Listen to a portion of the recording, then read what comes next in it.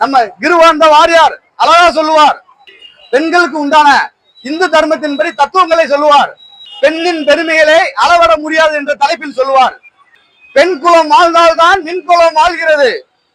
பெண் உலகம் வாழ்ந்தால் மண்ணுலகம் ஆளும். விண்ணுலகம் மண்ணுலகம் இவை இரண்டுமே பெண்ணுலகை சார்ந்தே வாழ்கிறது. அதனால்தான் சிவபெருமானுக்கு ஒரே ராத்திரி சிவராத்திரி, உடையவளுக்கு 9 ராத்திரி நவராத்திரி என்று நம்ம வாரியார் சொன்னார்.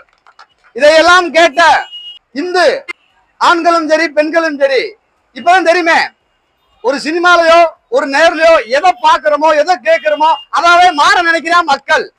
அந்த காலத்தில் வாரியார் பேசும் என்ற பேச்சை கேட்ட மனிதர்கள் கூட்டு பாலியலுக்கும் செயின் பறிப்புக்கும் எதுவும் அதிக அளவில் அவன் மனதை பறிகொடுக்கவில்லை.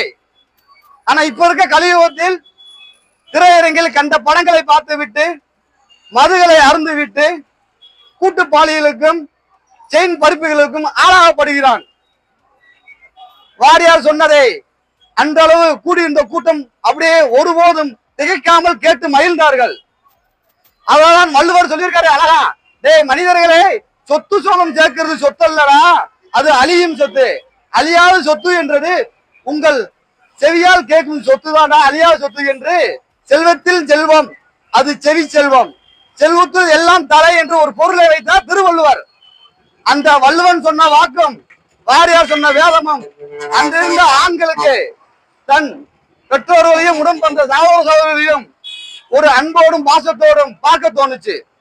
கட்டண மனைவியை மாணிக்கமாக பார்த்தான், மற்ற பெண்களை தெய்வமாக பார்த்தான்.